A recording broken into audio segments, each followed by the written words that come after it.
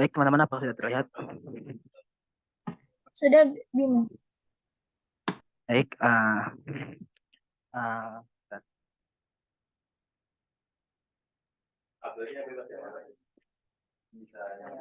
oke. Assalamualaikum warahmatullahi wabarakatuh. Uh, baik, uh, uh, anak-anak, apakah hari ini ada yang tidak hadir? Ada Pak. Siapa ya? Bisa bisa diingatkan ya teman-temannya Iya Pak. untuk oke. Oke, baik. Sebelum kita mulai belajar hari ini, alangkah baiknya kita berdoa menurut agama dan kepercayaan masing-masing. Berdoa dimulai.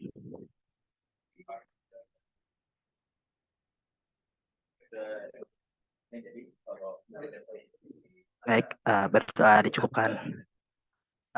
Hari ini Bapak akan menjelaskan mengenai pendahuluan relativitas khusus. Nah, hari- relativitas khusus ini untuk pertemuan hari ini akan dibagi menjadi tiga, yaitu ide awal, perumusannya, dan bagaimana relativitas ini mengubah pemikiran fisikawan di saat itu. Nah, pertama yaitu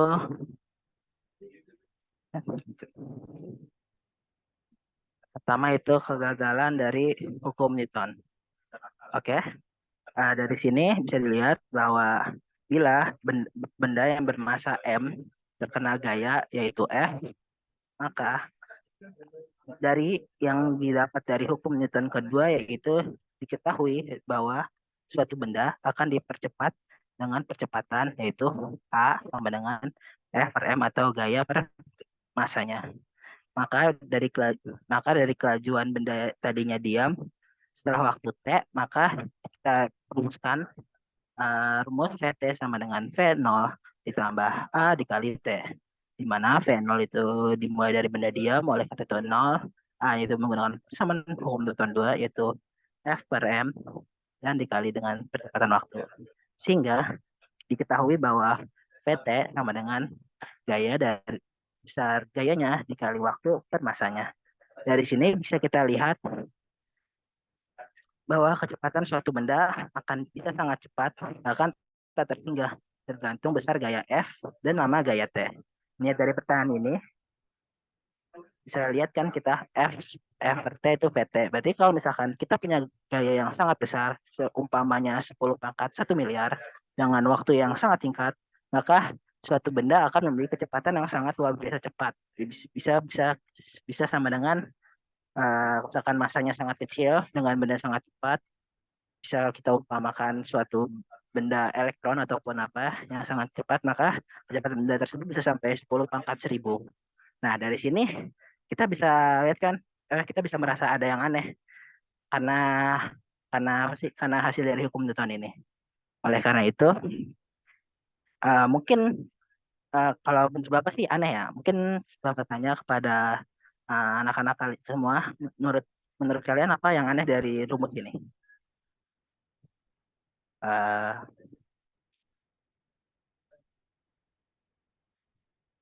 uh, saya tunjuk saja ya biar lebih mudah. Menurut Siva dari persamaan ini apa menurut Siva aneh? Apa ya Pak yang aneh? Mungkin itu V0-nya kali ya Pak. Yang Nah, itu kenapa bisa 0 gitu? ya mungkin karena ini materi yang sedikit sulit ya. Mungkin lebih baik Bapak jelaskan saja. Maka kita next slide.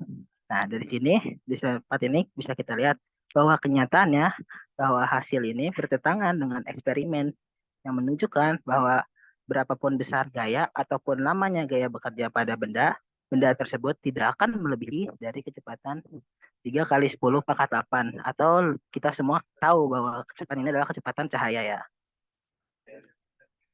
Oleh karena itu, bisa kita lihat dari grafiknya di sini bahwa benda ini akan ada apa namanya, bisa kita tandai dengan bulat-bulat merah. Bisa kita lihat bahwa benda kecepatannya tidak akan melewati kecepatan cahaya. Itu sudah batas maksimum. Nah, dari bagan yang tadi kita bisa lihat bahwa gambaran sederhana dari eksperimen yang dilakukan untuk mendapatkan kurva tadi dapat bisa dilihat di sini. Bila gambar satu ada suatu benda, suatu dua kepingan yang memiliki beda potensial sini mempercepati sebuah elektron yang bergerak. Bisa lihat pertama adalah 0,5 mega electron volt, terus 1,5, kemudian 4,5. Nah, di sini kita bisa melihat bahwa saat gaya terus mendorong dan diperbesar pada suatu elektron, elektron tersebut tidak akan pernah bergerak melebihi kelajuan dari cahaya ataupun vakum itu sendiri.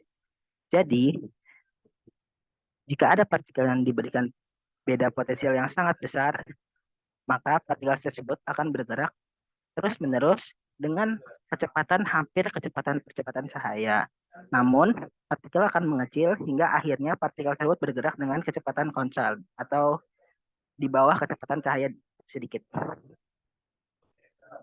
Nah, di sini kita bisa lihat ada salah satu apa penemu yang bahwa membuktikan eksperimennya bahwa eksperimen dari Newton itu kurang tepat. Jadi sini ada seorang profesor fisika dari MIT yaitu Bapak William Bertozzi. Nah, beliau pernah melakukan suatu eksperimen untuk membuktikan bahwa bahwa kecepatan itu tidak bergerak secara konstan lurus sesuai gayanya, namun ada batasnya. Bisa dilihat di sini bahwa dari hasil apa percobaan beliau, beliau menggunakan 0,5 mega elektron volt, 1 mega elektron volt, 1,5 mega elektron volt, 4,5 mega elektron volt, dan 15 mega elektron volt. Di sini kita bisa lihat dari 1 sampai 4,5 mega elektron volt terjadi cuma perubahan yang signifikan. Namun dari 4,5 mega elektron volt hingga 15 mega elektron volt, kecepatan ini tidak berubah sama sekali. Sehingga kecepatan tersebut mendapat kecepatan maksimum. Nah, dari sini bisa diketahui bahwa kecepatan elektron itu mencapai kecepatan maksimumnya yaitu 3 kali 10 pangkat 8 meter per second. Nah, dari sini diketahui bahwa elektron tidak bisa lagi dipercepat karena sudah berada di kecepatan yang sangat konstan. Nah, kalau dari sini kita lihat, mungkin Bapak ingin meminta pendapat ya. Bila menurut teman-teman menurut kalian semua nih, kira-kira kalau misalkan kita menggunakan percobaan sama, namun energi kita pakai 20 ataupun 30 mega electron volt, apa yang terjadi kira-kira?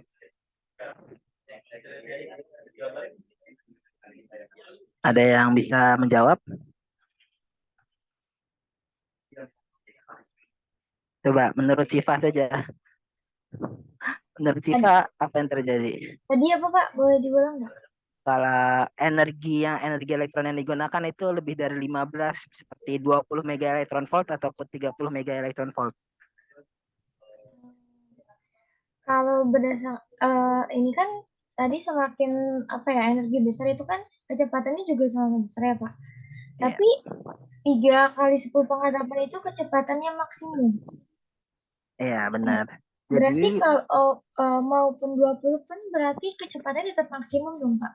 Maksudnya nggak lebih dari 3 kali 10 pangkat 8. Harusnya. ya, ya benar sekali. Jadi seperti yang kita ketahui bahwa ternyata alam semesta ini ada peraturannya, ada batasannya di mana suatu benda akan memiliki kecepatan maksimum yang akan memiliki kecepatan maksimum. Dengan di sini itu kecepatan elektron. Kita ketahui bahwa kecepatan elektron ini memiliki kecepatan maksimum itu 3 kali 10 pangkat 8. Benar sekali sih, Pak. Nah, di sini oleh karena itu pada tahun 1905 Bapak Albert Einstein yang kita ketahui ini memiliki ide apa yang brilian ini mengungkapkan dua postulat dasar ya, yang saat ini kita kenal dengan teori relativitas khusus. Dari teori ini, ia mampu menjelaskan grafik yang tadi. Bukan saja itu, tapi beliau juga bisa menjelaskan bagaimana ataupun berapa umur atau waktu hidup dari suatu partikel ketika bertambah lama, ketika partikel tersebut bergerak secara cepat sekali. Aplikasi teori ini mampu menjelaskan hubungan antara massa dan energi. Nah, beliau ini juga merupakan salah satu apa apa namanya fisikawan yang kita ketahui, dan ia salah satu yang menemukan dasar dari ilmu bom atom.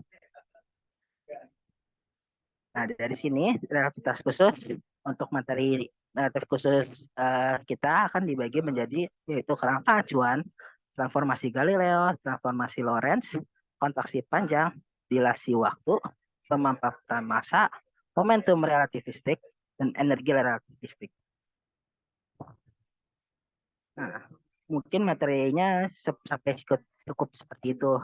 Nah, untuk pertemuan selanjutnya kita akan membahas mengenai uh, kerangka acuan. Nah, untuk bikin kalian penasaran apakah itu kerangka acuan, akan Bapak tampilkan video dari kerangka acuan ini. Bentar ya.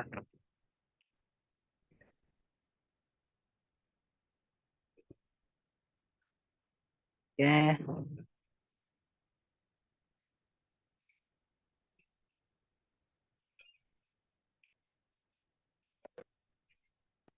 Bapak video karena dari sini tidak terdengar suaranya.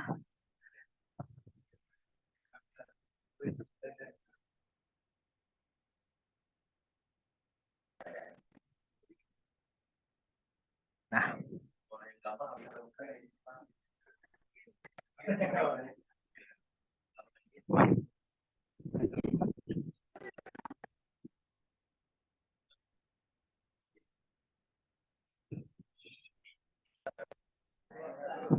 bisa di-share dari HP. Bentar. Lagi kan. Layar.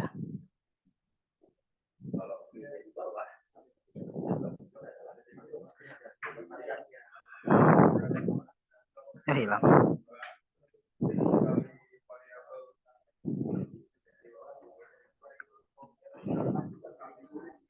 Apakah sudah terdengar?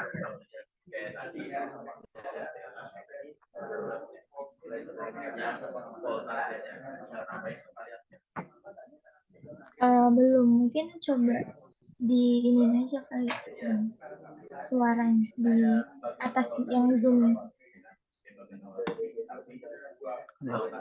Dari HP bisa.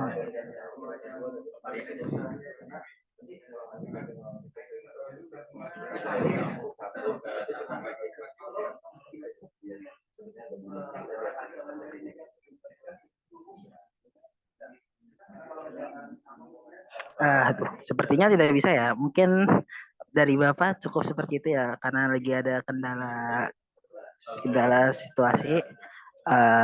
Mungkin dari Bapak untuk hari ini cukup segitu saja. Mungkin besok videonya akan Bapak tampilkan lagi untuk video tersebut untuk di awal-awal. Baik, kurang lebih dari Bapak itu. Terima kasih. Ya, kita sebelum menutup, mungkin bahkan Bapak beri kesimpulan. Nah, kesimpulan dari hari ini yaitu bahwa ilmu fisika yang kita ketahui ini akan selalu berubah, beradaptasi dengan perkembangan. Dari sini kita tahu bahwa ternyata dari Newton ini terdapat kesalahan yang kemudian diluruskan kembali oleh Albert Einstein. Dari sini kita ketahui bahwa ternyata alam semesta ini ada peraturan-peraturannya. Terkadang peraturan-peraturannya tidak semau dengan apa yang kita inginkan. Nah, dari situ kita bisa mencoba dari pengetahuan itu kita akan terus berkembang sebagai manusia terutama karena kita harus mengikuti dari peraturan alam. Oke, mungkin kesimpulan untuk pelajaran hari ini sampai situ karena kita masih berdahuluan belum membahas tentang relativitas secara intinya, mungkin akan dilanjutkan di pertemuan selanjutnya. Oke, baik. Oleh karena itu, Bapak, karena sudah dibuka dengan doa, mari kita tutup dengan berdoa. Berdoa menurut agama dan kepercayaan masing-masing dimulai.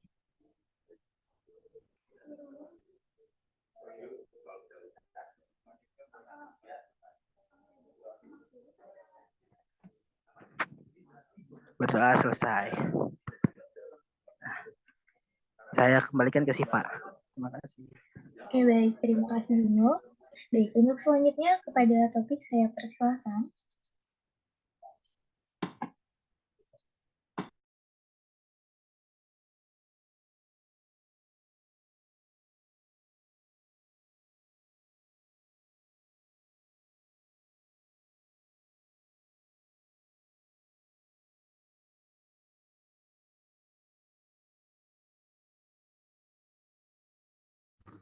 Oke, cek sebelumnya suaranya masuk gak?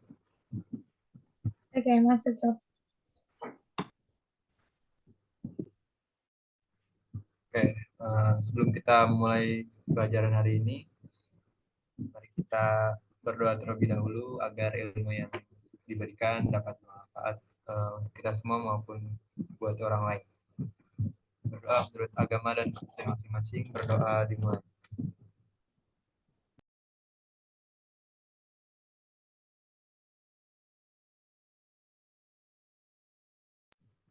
Berdoa selesai. Oke, untuk hari ini apakah ada yang nggak masuk atau ada yang izin? Ada, Pak. Zidan. Oke. Di sini jadinya ada berapa orang nih? 8 orang ya? Iya, Pak. Betul. Oke. Nanti mungkin yang masih izin atau yang sedang telat gitu ya, nanti bisa menyusul aja. Sebelumnya Bapak mau share screen dulu tentang ini.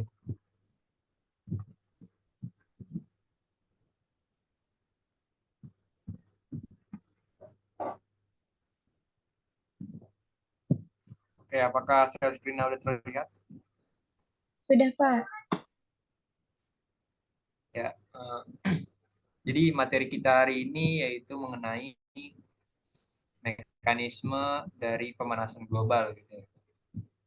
Oke, sebelum teman-teman tahu lebih lanjut apa itu tentang mekanisme pemanasan global, mari kita simak terlebih dahulu ya video berikut ini.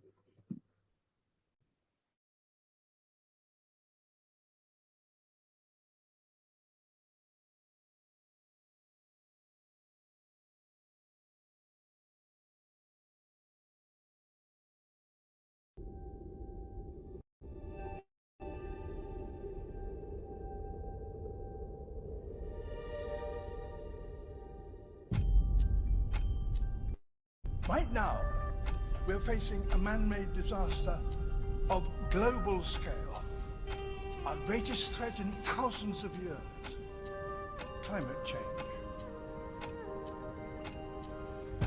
If we don't take action, the collapse of our civilizations and the extinction of much of the natural world is on the horizon. The world's people have spoken. Their message is clear. Time is running out.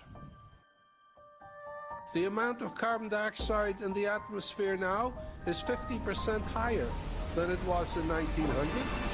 And not only are we piling in more and more carbon dioxide in the atmosphere, but we are chopping down the forests of the earth at a great rate. And the forests themselves are the most efficient consumers of carbon dioxide that there are on Earth. We're going to destroy the ground because the soil of a rainforest isn't very good. we are actually tampering with the climate of the Earth and with the very atmosphere that we breathe.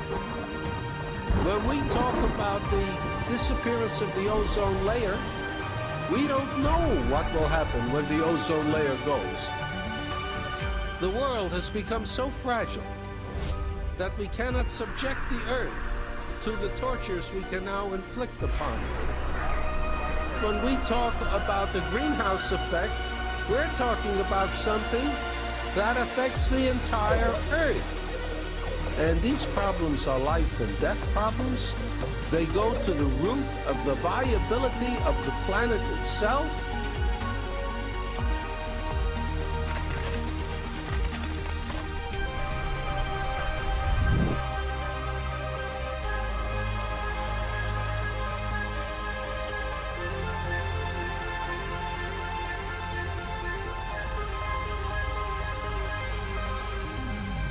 If there's one thing that is biologically certain about the human species is that it is a human species, one species.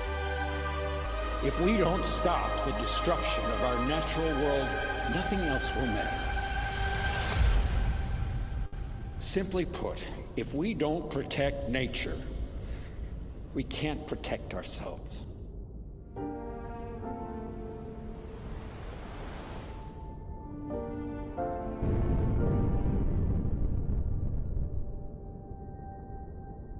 The only way we can solve a problem is by a human solution. Never can we sit back and wait for miracles to save us. Miracles don't happen. Sweat happens. Efforts happens. Thought happens. Oke, setelah kita nonton video tadi gitu ya, kira-kira ada yang bisa simpulin nggak nih video tersebut menggambarkan tentang apa? Boleh ke Syifa Rahmawati. Tadi sih saya lihat tuh kayak ada apa ya, dimulai gitu ya. Video itu kan diambil kayak perubahan setiap tahun gitu ya Pak. Kemudian ada tampilan kayak penebangan hutan, kemudian kebakaran. Mungkin itu bisa menjadi salah satu penyebab dari pemanasan global pada materi kita hari ini. Di mana dari dampak-dampak tersebut sangat-sangat bisa berpengaruh gitu ya terhadap keadaan bumi kita ini. Mungkin seperti itu sih Pak. Ya, benar sekali nih jawaban dari Syifa Rahmawati. Jadi video tersebut menggambarkan tentang pemanasan global gitu ya, sama perubahan iklim, yang dimana setiap tahunnya itu mengalami peningkatan gitu. Mulai dari pemanasan global yang diakibatkan oleh aktivitas manusia maupun oleh aktivitas alam gitu. Nah, ini merupakan pelajaran kita hari ini nih mengenai pemanasan global. Oke, untuk mempersingkat waktu kali ya, kita lanjut aja ke pembahasan selanjutnya. Nah, apa sih itu pemanasan global gitu? Jadi, pemanasan global itu adalah keadaan meningkatnya suhu rata-rata di atmosfer, lautan maupun daratan yang ada di bumi gitu. Nah, kalau kita lihat di gambar ini ya, ini merupakan gambar grafik gitu, mulai dari tahun 1880 hingga tahun 2020 gitu ya. Yang mana di dalam gambar grafik ini setiap tahunnya mengalami peningkatan gitu ya. Nah, ini menunjukkan bahwa suhu di permukaan bumi ini mengalami peningkatan diakibatkan oleh adanya pemanasan global gitu. Nah, dari pemanasan global ini juga mengakibatkan gitu ya ketidakseimbangan ekosistem yang ada di bumi yang diakibatkan oleh tadi meningkatnya suhu yang ada di permukaan bumi gitu. Baik yang ada di atmosfer, laut maupun yang ada di daratan gitu. Oke, selanjutnya mekanisme pemanasan global gitu ya. Nah, buat teman-teman nih yang mau memahami gitu ya terkait bagaimana sih mekanisme pemanasan global, teman-teman bisa menyimak gambar yang ada di samping kiri sini gitu. Jadi untuk yang satu itu langkah yang pertama gitu ya. Kalau kita lihat di gambar di nomor 1, itu di sini terjadi proses radiasi matahari ya yang mencapai atmosfer bumi. Makanya arahnya itu ke bawah gitu ya, ke atmosfer bumi, yang beberapa di antaranya itu dipantulkan kembali keluar angkasa gitu. Jadi maksudnya itu radiasi matahari mencapai atmosfer bumi, namun tidak semuanya radiasinya itu mencapai atmosfer bumi gitu. Ada beberapa yang dipantulkan kembali ke luar angkasa gitu. Nah, untuk langkah yang kedua bisa kita lihat di gambar. Sisa energi matahari atau sisa radiasi matahari tersebut diserap oleh daratan dan lautan gitu, sehingga memanaskan bumi gitu. Nah, itu merupakan langkah yang kedua gitu ya. Jadi radiasi matahari yang diserap oleh bumi itu mengakibatkan buminya itu menjadi panas gitu, baik di darat maupun di laut. Terus untuk yang langkah ketiganya, yang panah ke atas gini, itu panasnya memancar dari bumi menuju ruang angkasa gitu. Jadi panasnya itu memancar lagi gitu ya ke atas atau ke atmosfer. Terus yang langkah keempatnya, sebagian panas ini yang ada tanda panah kecil ini yang kayak mantul, ini terperangkap gitu oleh gas rumah kaca yang ada di atmosfer dan menjaga bumi tetap hangat untuk menopang kehidupan gitu.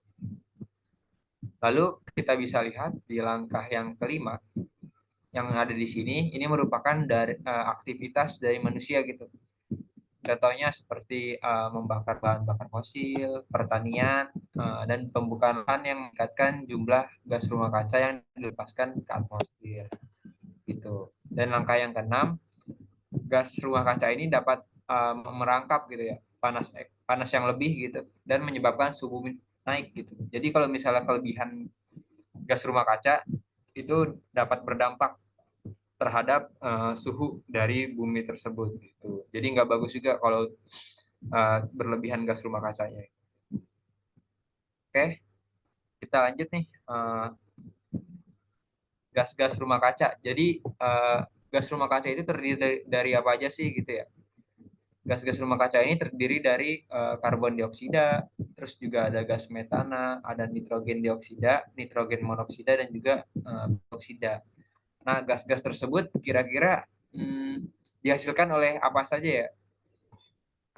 Kalau kita lihat di gambar, kurang lebih kebanyakan dihasilkan oleh aktivitas manusia gitu ya, seperti limbah industri, terus juga limbah pabrik, gitu, asap kendaraan bermotor.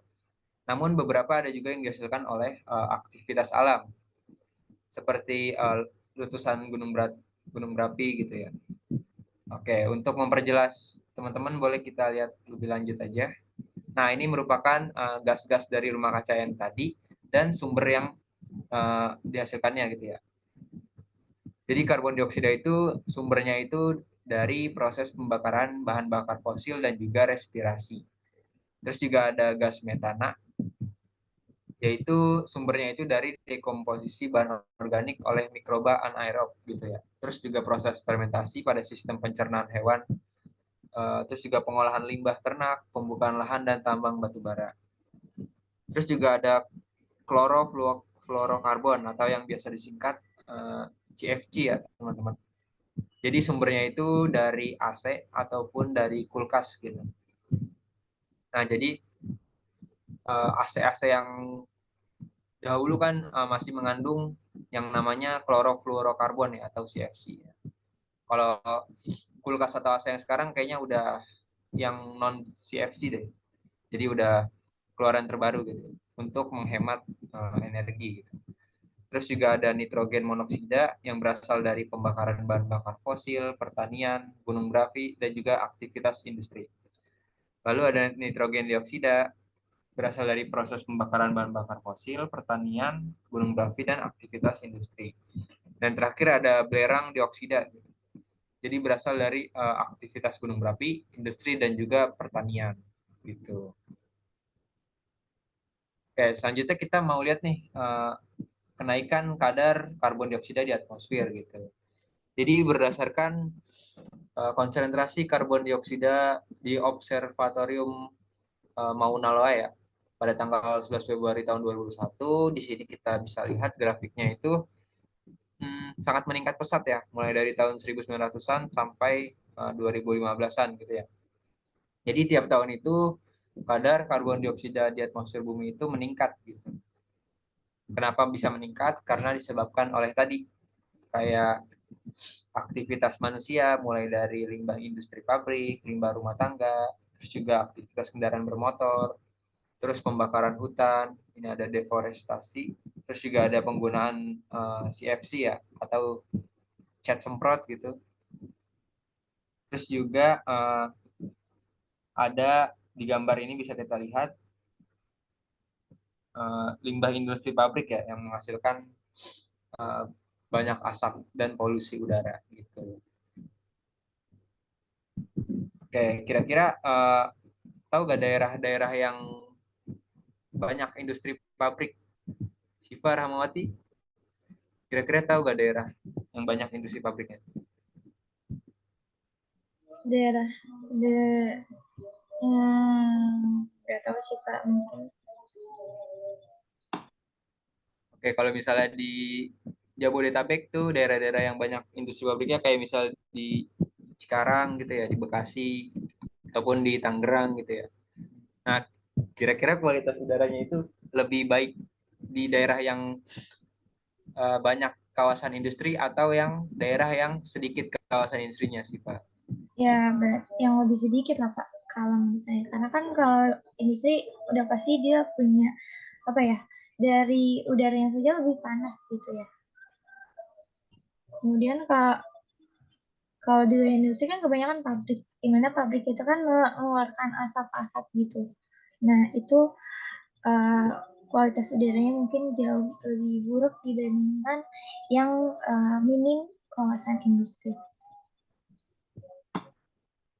Oke, benar. Jadi lebih baik di daerah yang minim kawasan industri pabrik gitu ya. Lebih bagus lagi di daerah yang melakukan penghijauan gitu ya, seperti reboisasi, terus juga penanaman pohon, terus juga daerah hijau gitu ya, atau greenhouse dan lain-lain gitu. Oke, selanjutnya kita mau lihat tentang bukti-bukti terjadinya pemanasan global.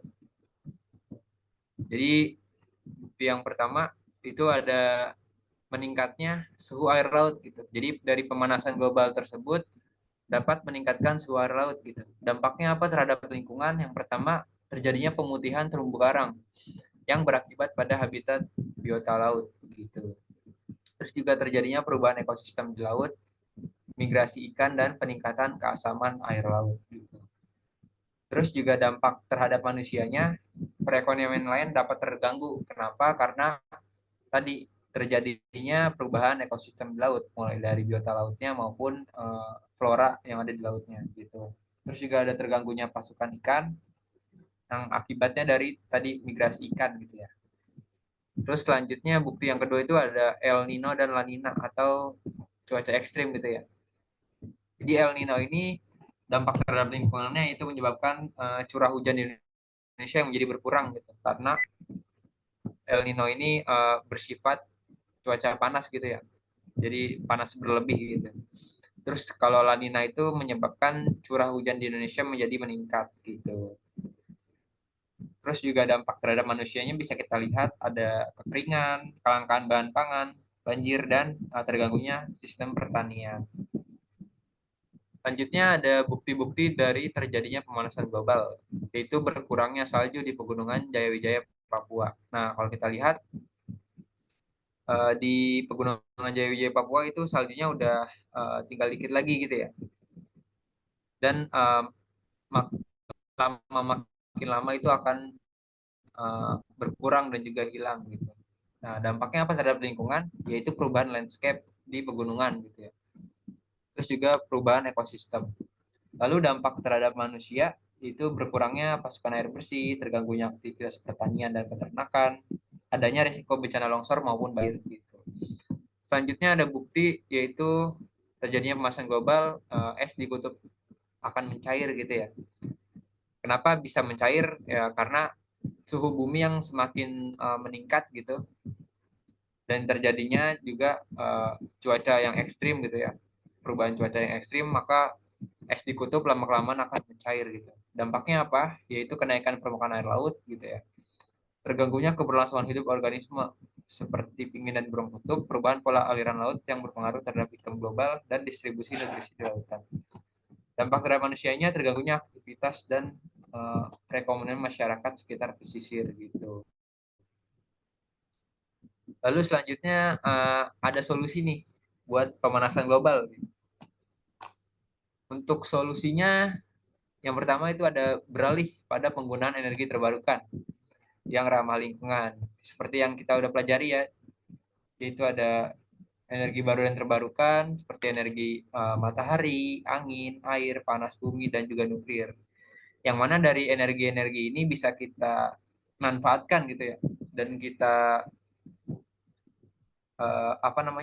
terapkan gitu dalam kehidupan kita, sehingga kita menggunakan energi yang sifatnya itu ramah lingkungan dan juga efisien gitu ya. Jadi kita nggak boros energi dan juga merusak lingkungan gitu. Terus juga yang kedua ada pengembangan teknologi ramah lingkungan dan menggunakan energi terbarukan gitu. Terus juga ada pola hidup hemat energi. Nah, kira-kira teman-teman ada yang tahu nggak nih apa sih pola hidup hemat energi? Contohnya? Oke, di sini ada siapa ya? Ada Rahma. Gimana Rahma? Contoh dari pola hidup hemat energi.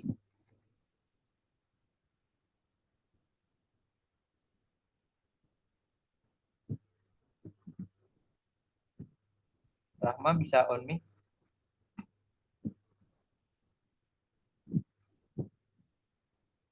Atau Salwa boleh Salwa. Iya, Pak. Kira-kira Salwa tahu nggak contoh dari pola hidup hemat energi itu seperti apa? Mematikan lampu jika tidak digunakan, gitu nggak, Pak? Mematikan Nah, iya listrik betul tuh. jika tidak digunakan. Oke, betul. Jadi pola hidup hemat energi, contohnya seperti yang tadi Salwa bilang gitu ya. Mematikan lampu ketika tidak digunakan, terus juga menggunakan listrik sesuai dengan kebutuhan kita gitu. Jadi kalau misalnya pada waktu siang hari gitu ya di ruangan kelas, nah itu sebaiknya kita mematikan lampunya gitu untuk menghemat penggunaan energi listrik tersebut gitu. Terus juga solusinya mulai dari kebijakan dan peraturan yang ditetapkan oleh pemerintah untuk mengatasi pemanasan global tersebut gitu. Terus ada di sini kerjasama internasional gitu dari protokol Kyoto dan protokol Montreal gitu ya. Nah, kira-kira apa sih protokol Kyoto sama protokol Montreal? Ini merupakan perjanjian gitu ya, atau kesepakatan gitu antara negara-negara maju untuk mengurangi emisi karbon dioksida dan gas rumah kaca dalam upaya meminimalkan dampak dari perubahan iklim tersebut gitu. Oke. Sampai saat ini ada yang mau ditanyain dari teman-teman?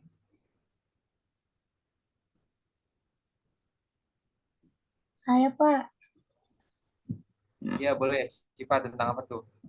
Tadi kan Bapak udah bahas pemanasan global, terus sedikit menyinggung terkait CFC ya Pak, CFC yang chlorofluorokarbon. Nah, kita juga tahu gitu ya, chlorofluorokarbon ini kan ada kaitannya dengan penipisan lapisan ozon.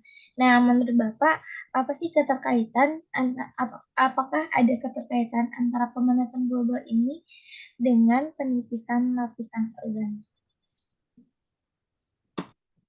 Mohon maaf, bisa diulang sih Pak? Keterkaitan antara penipisan lapisan ozon dengan pemanasan ya. global.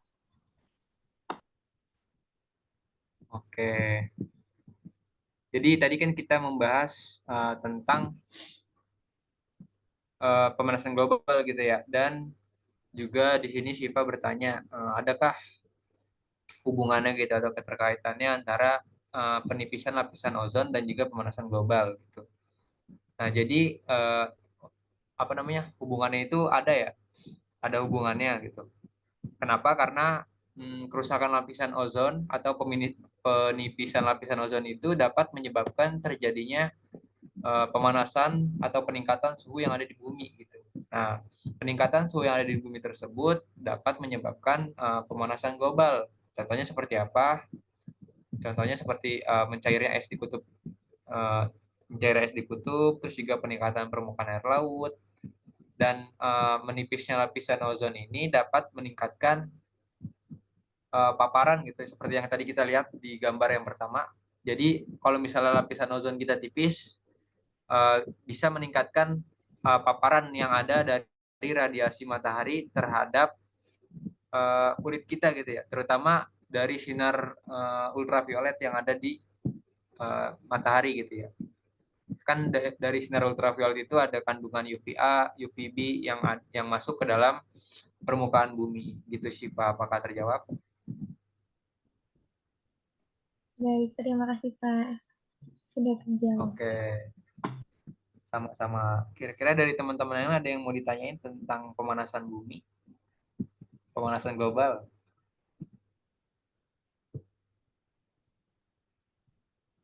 Oke, sepertinya udah pada paham semua ya. Alhamdulillah. Boleh dong buat penutup gitu ya. Dari Syifa boleh dikasih kesimpulannya tentang pembelajaran kita pada hari ini.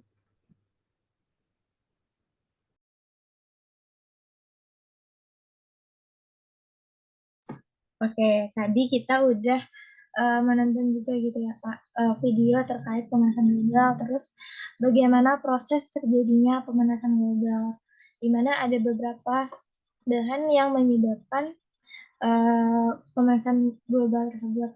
Nah, dari yang sudah Bapak jelaskan gitu, ada dampak-dampak dari pemanasan global tersebut, dan itu juga bisa mempengaruhi gitu ya pencarian para nelayan juga tadi, dan kita sebagai masyarakat gitu ya, ataupun kita sebagai pelajar yang tahu terkait dampak negatif dari pemanasan global tersebut, angka baiknya adalah untuk mencoba gitu ya beralih ke penggunaan energi terbarukan yang sudah tadi Bapak jelaskan gitu ya, seperti energi matahari, angin, air.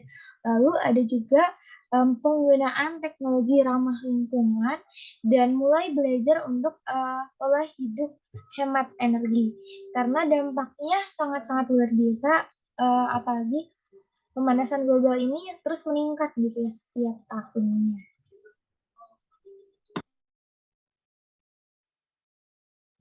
Oke, bagus banget jawaban dari Syifa gitu ya mengenai kesimpulan terkait pemanasan global pada hari ini gitu ya. Jadi Bapak izin menjelaskan kembali gitu ya mengenai pemanasan global, yang mana kita tahu ya. Jadi pemanasan global merupakan proses peningkatan suhu rata-rata yang ada di permukaan bumi, di atmosfer bumi maupun di darat dan juga di laut gitu. Terus juga pemanasan global ini setiap tahunnya itu mengalami peningkatan gitu ya, mulai dari tahun 1900-an sampai tahun 2000-an itu mengalami peningkatan yang signifikan gitu ya, atau mengalami peningkatan yang terus-menerus gitu. Nah, terus meningkatnya pemanasan global ini bisa menyebabkan dampak gitu ya bagi kelangsungan hidup manusia maupun kelangsungan hidup makhluk lain gitu ya, seperti tumbuhan maupun hewan gitu. Terus juga dari pemanasan global ini bisa kita ketahui gitu ya mempunyai pengaruh yang sangat kuat gitu ya. Contohnya seperti meningkatnya permukaan air laut, terus juga tadi kita udah lihat gitu ya, dapat mencairnya es di kutub, terus juga ada meningkatnya kadar karbon dioksida yang ada di permukaan bumi gitu, yang menyebabkan terjadinya kekurangan oksigen gitu ya di daerah yang padat dan padat dari kawasan industri gitu. Terus juga pemanasan global ini bisa kita atasi gitu ya, dan juga kita adakan solusi gitu. Seperti tadi sebenarnya yang dikata Siva, yaitu menggunakan energi baru dan juga terbarukan gitu. Seperti tadi energi surya, terus juga energi listrik, energi air yang bisa kita manfaatkan dalam kehidupan kita sehari-hari yang bersifat ramah lingkungan gitu ya.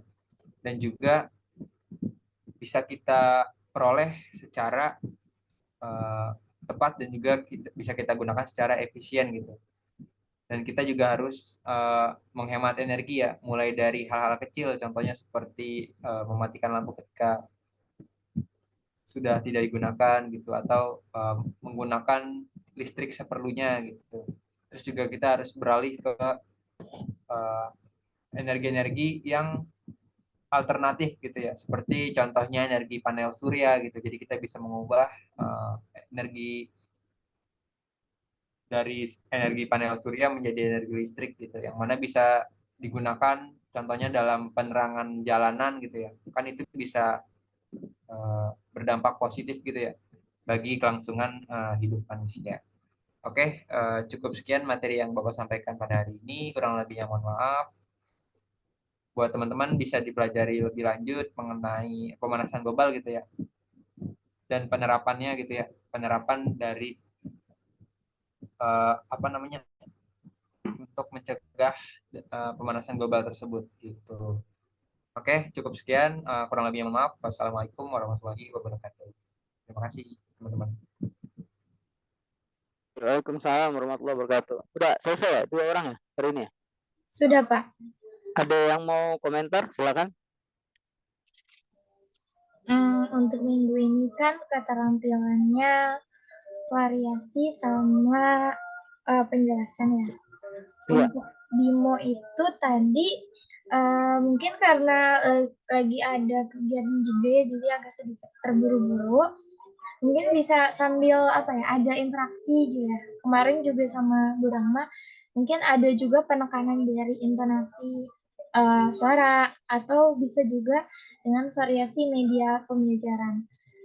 Bisa lewat video gitu ya, atau menggunakan yang lainnya. Untuk topik sendiri menurut saya sudah cukup baik ya, dari penayangan videonya itu cukup menarik di awal, kemudian untuk penjelasannya juga cukup baik menurut saya. Mungkin kayak gitu. Mungkin dari Bapak ada tanggapan lagi. Oke, ada yang lain nanggapi? Nggak ada ya. Kalau saya lihat gini ya, intinya keduanya itu kalau dari segi cara penyampaian itu kan bisa ya dipelajari. Tetapi dari segi literasi pengetahuannya itu, jadi banyak informasi-informasi yang kalau dibilang keliru ya keliru ya, ketika misalnya membahas tentang relativitas khusus gitu, membahas tentang pemanasan global, makanya harus dicari literasi yang lebih dalam gitu ya. Jadi bukan sekedar yang ada di blog atau website, karena di blog sama website itu banyak kelirunya. Jadi ya hal-hal yang keliru tersampaikan pula ketika belajar, maka nanti siswanya juga jadi clear. Mungkin itu aja dari saya ya. Kalau nggak ada pertanyaan lagi, mungkin cukup untuk hari ini. Kita ketemu lagi minggu depan ya. Assalamualaikum warahmatullahi wabarakatuh. Waalaikumsalam warahmatullahi wabarakatuh. Terima kasih, Pak. Terima kasih, Pak. Ya.